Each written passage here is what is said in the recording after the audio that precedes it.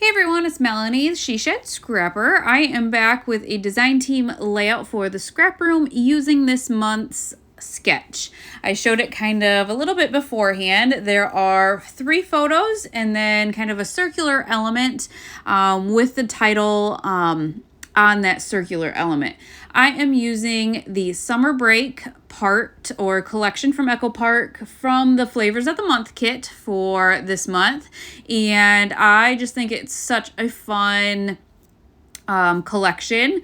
I am actually going to bring in this cardstock from my stash and use it as a border around this busy pattern paper that I am going to use for my background paper. I don't usually use a pattern paper like this for my background because it does make it a little bit more difficult for the photos to pop. So I really had to be strategic, I guess, in how I placed the photos and maybe how I mapped the photos to make sure that they don't get lost in the busy pattern paper.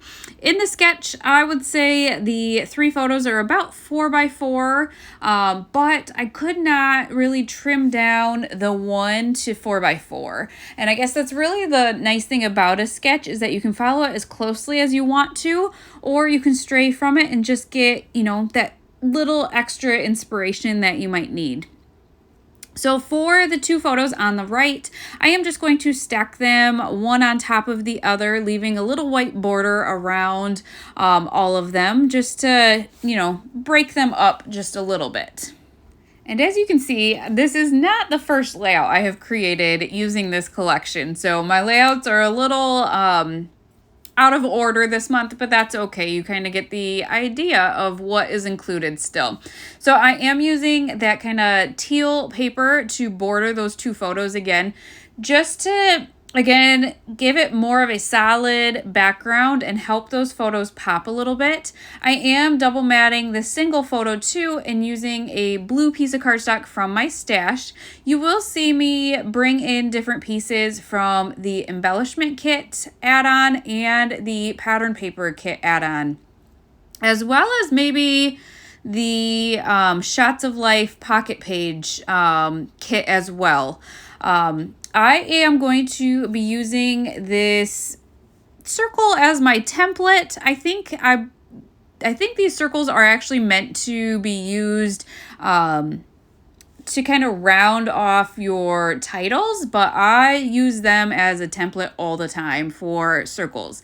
So because I freehand this circle, I am going to distress the edges with my Sizzix distressing tool. I just am not a good freehand cutter, and so this just helps hide any blemishes, I guess, is what I like to say.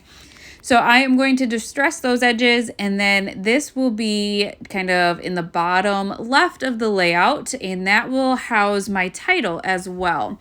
So you can see the sketch on the far right of the video right now. There's also a Freaky Fast Friday formula that you can follow. And then if you, I believe, purchase or subscribe this month, you get the cut file at the bottom as well. So now that I kind of have an idea of the photo placements and the placement of the circle, I will commit to that and then get to embellishing, which is always the fun part, right? This is just such a fun collection, and there were actually quite a few embellishment pieces that really captured and went with my photos really nicely. So this was a summer break that my kids went to my in-laws for quite a few weeks. So this is kind of just a snapshot of photos that my mother-in-law sent me of them doing different things. So the top left, they got to sleep in a tent in the house. The top right are they're all eating ice cream, and then the bottom are just them in their PJs. So just kind of a collection of those weeks. And I did decide to move my title over to the far left of the circle and left that space open so I can journal about the photos. So summer break is my title. And then I believe even in the sketch, there was an arrow. So I used the little arrows from the 12 by 12 sticker sheet. I believe that was part of the embellishment pack. I could be wrong, but I know it wasn't part of the flavors of the month. The flavors of the month embellishments are those 2 sticker sheets on the left-hand side of the page right now. So I really did try to use those particular stickers and kind of try to use those maybe more so than the full 12 by 12 sticker sheet. So I brought in the tent. I would have loved to have the tent up by the tent photo.